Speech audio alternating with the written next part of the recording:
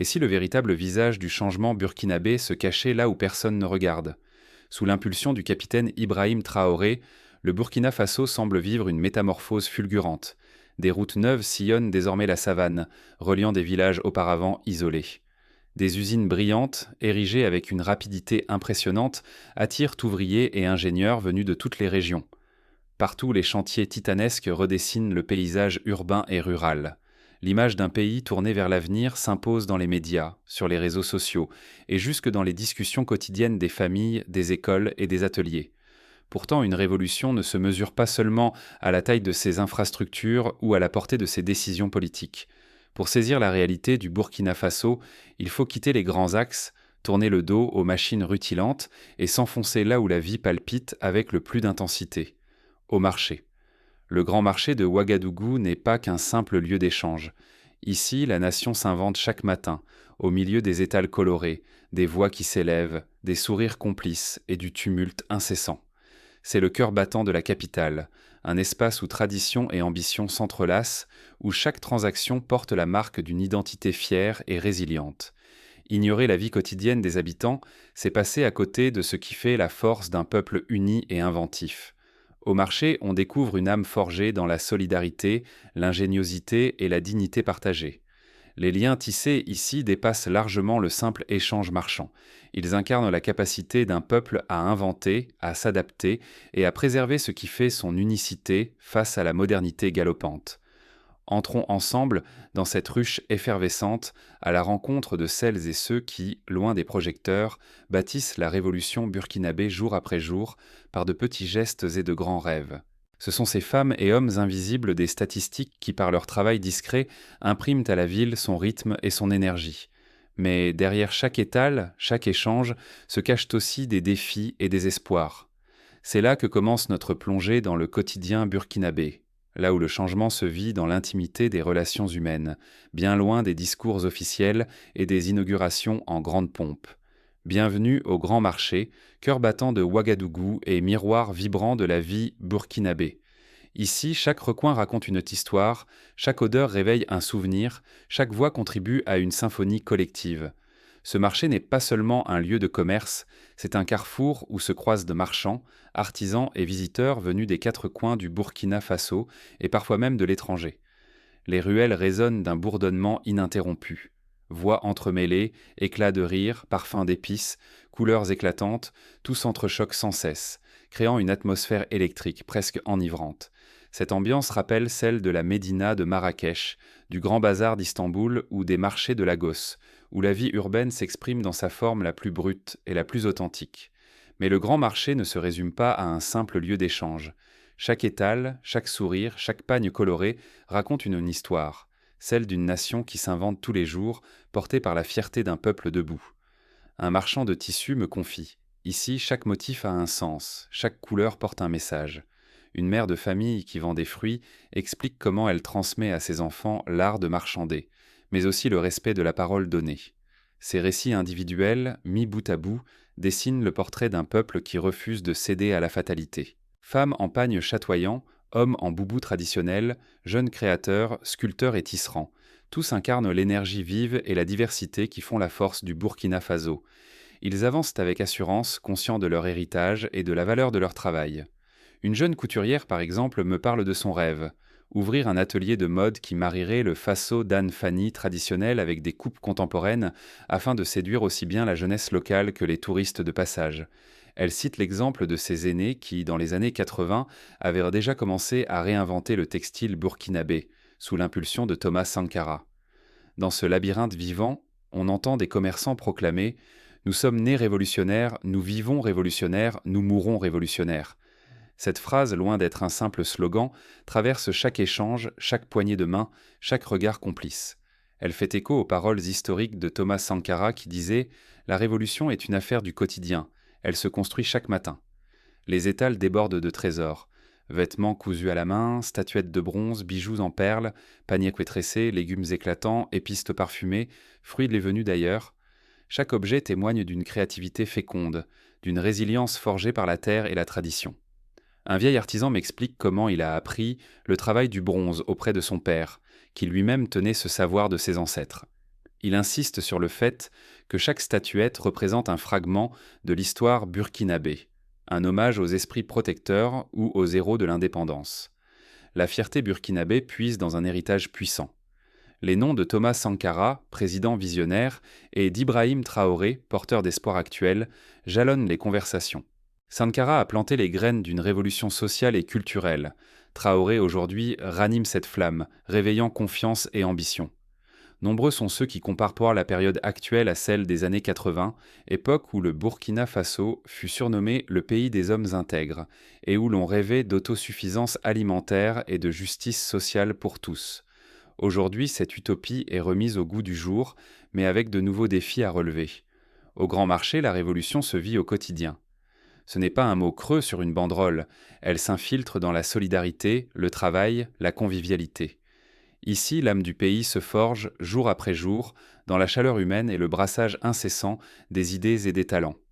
Un vendeur de légumes me raconte comment, en période de soudure, les commerçants s'entraident pour éviter que personne ne manque de nourriture. Une solidarité spontanée qui rappelle les tontines africaines, ces associations de crédit mutuel où chacun cotise pour aider les plus démunis ou financer les projets collectifs. Mais s'en tenir à la surface, se limiter à l'agitation ou aux infrastructures, serait passer à côté de l'essentiel. La vraie richesse du marché, ce sont les rencontres, les échanges et cette dynamique humaine qui façonne l'avenir du Burkina Faso. Cette dimension humaine fait écho au marché traditionnel d'Asie ou d'Amérique latine, où le commerce est avant tout un espace de lien social. Pour saisir la portée de cette effervescence, il faut aller au-delà des étals et écouter ceux qui font battre le marché. Plongeons dans les histoires et les rêves de celles et ceux qui, chaque jour, réinventent leur destin ici. Une jeune vendeuse de pagnes raconte comment elle a pu financer ses études grâce à son commerce, tout en aidant sa famille restée au village. Un vieil herboriste, gardien de savoirs ancestraux, partage ses remèdes naturels avec des clients venus de loin, parfois même d'Europe, attirés par la réputation des plantes médicinales burkinabées. Derrière les slogans du progrès, la révolution se joue aussi dans l'âpreté du quotidien. Les inégalités persistent, la pauvreté n'a pas disparu comme par magie, et chaque jour est une lutte pour garder la tête haute. Pourtant, c'est précisément dans cette adversité que naissent les plus belles réussites, à l'image de ces jeunes entrepreneurs qui transforment les déchets plastiques en objets d'art ou de ces coopératives agricoles qui misent sur l'agroécologie pour résister au changement climatique. Au marché central de Ouagadougou, le changement est partout. Les marteaux résonnent sur de nouveaux chantiers, les rideaux de fer s'ouvrent sur des commerces inédits. La ville, désormais carrefour, accueille des voyageurs de toute l'Afrique. L'énergie est contagieuse, poussée par de grands événements et des capitaux qui bouleversent le décor urbain. C'est un peu comme à Abidjan, à Nairobi ou à Accra, où la croissance accélérée crée de nouvelles opportunités, mais aussi de nouveaux défis pour les plus fragiles. Les commerçants témoignent de cette métamorphose. Autrefois, ils ne voyaient que des voisins ou des habitués. Aujourd'hui, leurs clients viennent du Kenya, de la Côte d'Ivoire, du Nigeria. Beaucoup disent « fiers », ici on sent que le monde s'invite. Un commerçant ivoirien m'explique comment il a décidé de s'installer à Ouagadougou, séduit par la stabilité du pays et par la vitalité du marché. Il compare l'accueil reçu ici à celui de son pays natal et souligne la fraternité qui unit les différents peuples africains. Dans cette effervescence, une nouvelle fierté éclot. Le mot d'ordre « consommons ce que nous produisons » n'est plus un simple refrain. Il s'incarne dans les tissus éclatants, les mets locaux, les tenues traditionnelles qui s'arrachent. Les couleurs du Burkina Faso s'affichent, signe d'une identité qui s'affirme jour après jour. Les stands de tissage rivalisent donc d'inventivité, proposant des motifs revisités pour séduire la jeunesse, tandis que les restaurants improvisés mettent en valeur les produits du terroir. Thau, riz gras, poulet bicyclette, poisson braisé, attiéké. Pourtant, l'envers du décor est plus dur. Les inégalités se creusent, certains gagnent beaucoup, d'autres luttent un an pour survivre. Le coût du riz, du pain ou du savon grimpe et pour beaucoup, l'eau potable ou l'électricité restent des combats quotidiens. Le progrès a son prix, parfois amer. De nombreux vendeurs racontent les difficultés d'accès à l'approvisionnement, la concurrence rude avec les produits importés ou les tracas administratifs pour obtenir un simple emplacement. Mais alors qu'on pourrait redouter l'insécurité, c'est une étrange tranquillité qui règne. Les peurs colportées de l'extérieur s'effritent. Ici, on circule sans crainte, même entre inconnus venus d'ailleurs. Un visiteur nigérian me confie avoir été surpris par la gentillesse des habitants et la facilité avec laquelle il a pu s'intégrer, contrairement à ce qu'il avait entendu dans les médias internationaux. Les solidarités africaines tissent peu à peu leur toile. Un marchand ivoirien partage un secret de cuisine à un client nigérian. Une amie kenyane conseille pour mieux négocier. Ici, les frontières s'effacent, la chaleur humaine prend le dessus. On échange des astuces, des rêves, la volonté de rebâtir autrement. Cette fraternité rappelle les grandes heures du panafricanisme, quand Kwame Nkrumah et Cheikh Anta Diop rêvaient d'une Afrique unie par-delà les clivages coloniaux. Fermer les yeux sur les fractures serait risquer de tout perdre. La transformation ne se limite ni au discours, ni aux routes neuves. Elle s'invente dans la débrouille de tous, riches comme pauvres, chaque matin. Les exemples ne manquent pas. Une coopérative de femmes rurales fabrique du beurre de karité et l'exporte jusqu'en Europe. Des jeunes diplômés créent des applications mobiles pour faciliter les transactions au marché. Des associations locales s'organisent pour nettoyer les ruelles et préserver l'environnement. Pourtant, le marché pulse d'une force vitale. La résilience se lit dans chaque regard, chaque geste. Ici, on apprend chaque jour à surmonter les obstacles et à tracer malgré tout un autre chemin vers l'avenir. Cette capacité d'adaptation évoque celle des populations du Japon après la Seconde Guerre mondiale ou des Allemands de l'Ouest confrontés à la reconstruction, où l'effort collectif a permis de rebâtir, pierre après pierre, une nation debout. Mais cette énergie, aussi éclatante soit-elle, s'accompagne d'un défi. Comment faire durer cette révolution au-delà des apparences ? Le prochain acte révèle ce qui, dans l'ombre du marché, pourrait remettre en question tout l'édifice. Les tensions sociales, la pression démographique, les incertitudes économiques sont autant de menaces qui guettent la stabilité nouvellement acquise. Le grand marché de Ouagadougou concentre les battements d'un Burkina Faso en pleine ébullition. Ici, chaque étal, chaque allée vibre d'une question essentielle. L'Afrique peut-elle reconquérir sa souveraineté par ses propres forces ? Pour beaucoup, le rêve d'un paradis futur n'est pas un mirage lointain, mais un objectif concret, porté à voix haute par les habitants. L'espoir s'affiche, lumineux et contagieux, entre les tissus colorés et les échanges animés. Un commerçant me dit « Nous ne voulons plus tendre la main. Nous voulons façonner notre destin. » Dans les regards brûle une foi rare. On parle de Thomas Sankara, d'Ibrahim Traoré. Ces noms incarnent une révolution vécue au quotidien. Leur héritage inspire, souffle la preuve qu'un vrai leadership peut changer le destin d'un peuple, restaurer la fierté et ouvrir la voie à une Afrique qui s'invente elle-même, s'enchaîne. On se souvient de la réforme agraire lancée par Sankara, de la lutte contre la corruption, de la campagne massive de vaccination qui avait permis, en moins de 2 ans, d'éradiquer la méningite et la rougeole. Cette quête d'indépendance est palpable. Elle se lit dans le refus obstiné de la dépendance, dans la politesse offerte à l'inconnu, dans la volonté de ne compter que sur soi. La vraie liberté, l'indépendance réelle. Ici, ces mots sont des actes, la force silencieuse qui anime chaque sourire, chaque poignée de main, chaque marchandage. Cela rappelle la Corée du Sud des années 60, qui a su miser sur ses propres forces pour sortir du sous-développement grâce à l'éducation, l'innovation et l'autodiscipline collective. Mais le marché ne dresse pas de mur. Sous la lumière crue, Burkinabés, Sénégalais, Kenyans et Maliens s'y croisent et se reconnaissent. L'accueil réservé aux visiteurs, même sans visa, en témoigne. Le grand marché est aussi un carrefour de fraternité, où les différences fondent dans une même identité africaine partagée. On s'y découvre frères et sœurs, enfants d'une histoire commune. Des anecdotes abondent. Un vendeur sénégalais m'explique comment il a appris le mouré, la langue locale, pour mieux servir ses clients, tandis qu'une famille malienne partage avec fierté sa recette de sauce arachide. La jeunesse apprend ici une leçon vitale. Le leadership se conjugue au pluriel, nourri par la culture, la transmission et le partage. On apprend à être fier de ses racines, à défendre sa communauté, à voir l'Afrique non plus en périphérie, mais comme foyer d'inspiration et de réussite. La confiance grandit, portée par l'exemple collectif. Un groupe de jeunes lycéens venus vendre des bracelets pour financer leur club de football me parle de leur rêve de représenter le Burkina Faso aux Jeux africains, convaincus que l'avenir appartient à ceux qui osent.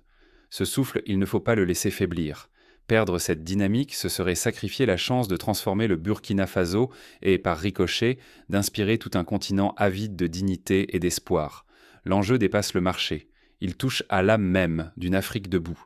Cette réalité rejoint les luttes historiques pour l'indépendance, les mouvements de libération, mais aussi les défis contemporains, migration, chômage, pression démographique, changement climatique.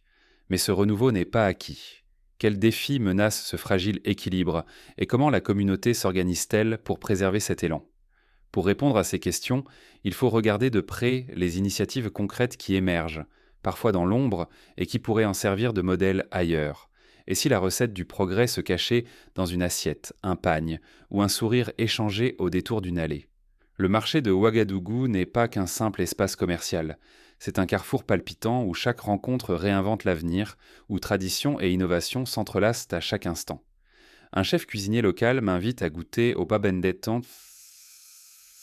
babenda, un plat traditionnel à base de feuilles amères, de céréales et de poissons séchés. Il explique que la recette varie selon les familles et que chaque bouchée raconte un pan de l'histoire du pays. Valoriser les produits locaux, ici, c'est affirmer son identité. Derrière chaque assiette d'atiéké, chaque pagne tissé, se dissimulent des savoir-faire ancestraux, fièrement transmis de génération en génération. Soutenir ces produits, c'est investir dans sa propre économie et nourrir une fierté collective. À l'image du Japon qui a su préserver son artisanat tout en s'industrialisant, le Burkina Faso mise sur la valorisation de ses richesses locales pour bâtir son avenir. Mais ce marché vivant n'est pas un musée figé. Il fourmille d'idées neuves. Les commerçants, jeunes ou chevronnés, innovent, improvisent, se réinventent à chaque saison pour séduire la clientèle. Cette créativité agile fait du marché une école à ciel ouvert, bien plus formatrice que n'importe quelle salle de classe. Des ateliers de formation s'organisent sur place. Initiation à la couture, à la poterie, à la gestion d'un micro-entreprise. Les enfants observent, apprennent en imitant les adultes et développent très tôt un sens aigu de la débrouillardise. L'énergie qui circule repose sur une vérité simple. Nul ne s'élève seul. Ici, la force réside dans l'entraide, la solidarité spontanée, la curiosité envers l'inconnu. On partage les astuces, on célèbre les victoires, on affronte ensemble les revers. La diversité, loin d'être une barrière, devient une ressource inépuisable. Un vendeur d'épices me raconte comment il a appris à mélanger les saveurs burkinabées et maliennes pour créer une nouvelle gamme de condiments appréciés par une clientèle cosmopolite. Ainsi, le marché de Ouagadougou s'impose comme un symbole, un espace où chacun, du jeune apprenti au visiteur, peut apporter sa pierre. 1000 micro-révolutions y naissent chaque jour, dessinant un avenir ancré dans l'authenticité et la résilience. On pense ici au modèle des districts industriels du nord de l'Italie dans les années 70, où de petits ateliers familiaux ont su conquérir le marché mondial. Imaginez un instant, et si partout sur le continent africain, ou au-delà, on puisait dans ces valeurs? Fierté locale, créativité audacieuse, esprit collectif, ouverture à l'autre. Ne pas s'en inspirer, c'est se priver d'une transformation profonde, à la fois individuelle et commune. Chaque marché, chaque tradition, chaque sourire devient une chance de grandir, ensemble. Porté par l'énergie du marché de Ouagadougou, il est temps d'oser l'action. Mais comment traduire concrètement cette inspiration en gestes quotidiens? Voici quelques pistes. Privilégier l'achat de produits locaux, soutenir les artisans, participer à des associations citoyennes, transmettre les savoirs aux plus jeunes ou encore partager ses compétences au service de la communauté. Chaque initiative, aussi modeste soit-elle, contribue à renforcer le tissu social et à ancrer le changement dans la durée. Mais l'histoire du marché ne s'arrête pas là. Pour comprendre ce qui s'y joue vraiment, il faut écouter celles et ceux qui y vivent chaque jour. Un vieux marchand de livres raconte comment il a vu passer des générations d'élèves qui venaient en acheter leur manuel scolaire avec les économies de la famille. Aujourd'hui, certains de ces anciens clients sont devenus enseignants, médecins, ingénieurs et reviennent le saluer, témoignant ainsi de la transmission du savoir et de l'importance des rencontres du quotidien. Le vrai changement commence dans nos décisions les plus ordinaires. Au cœur du tumulte du marché central de Ouagadougou, nous avons découvert que la révolution burkinabé ne vit pas seulement dans les grandes paroles. Elle s'ancre dans chaque sourire échangé, chaque marchandage, chaque geste anodin qui façonne l'âme du pays. Cette leçon vaut pour chacun d'entre nous, où que nous soyons. Ce carrefour vibrant est bien plus qu'un lieu de commerce. Il reflète l'histoire, propulse la transformation et incarne la fierté retrouvée. Ici, la culture ne s'observe pas seulement, elle se partage au quotidien, se réinvente sans cesse, prouvant que le progrès véritable puise dans l'identité profonde d'un peuple. Cette capacité à conjuguer passé et présent, tradition et modernité, fait du marché un laboratoire vivant de la société burkinabé. Ignorer cette leçon, c'est risquer de rester un simple spectateur, alors qu'il suffit d'un pas pour devenir acteur du changement. Le marché n'est pas un simple décor, c'est une invitation à repenser nos propres racines, à transformer ce que nous avons de plus authentique en force motrice. Cette démarche s'inscrit dans un mouvement mondial de retour à l'essentiel, où de plus en plus de peuples cherchent à renouer avec leurs traditions pour mieux affronter les défis contemporains. Chaque choix du quotidien, aussi minime qu'il paraisse, nourrit cette dynamique. Que vous soyez à Ouagadougou, Dakar, Paris ou Nairobi, la clé demeure la même. S'approprier son histoire, puiser dans l'énergie de sa communauté et bâtir ensemble un avenir qui nous ressemble. Il s'agit d'un engagement de tous les instants, qui exige patience, persévérance et confiance dans la capacité de chacun à contribuer au bien commun. Au fond, la leçon du marché central du Burkina Faso est universelle. Le progrès se construit dans l'effervescence du quotidien, pas dans l'attente d'un miracle extérieur. Osez regarder autour de vous, croyez en la richesse de votre culture et devenez l'artisan du changement que vous souhaitez voir naître. Voilà le véritable visage de la révolution burkinabé. Une aventure collective enracinée dans la fierté, la solidarité et l'audace d'inventer chaque jour un avenir à la mesure des rêves de tout un peuple.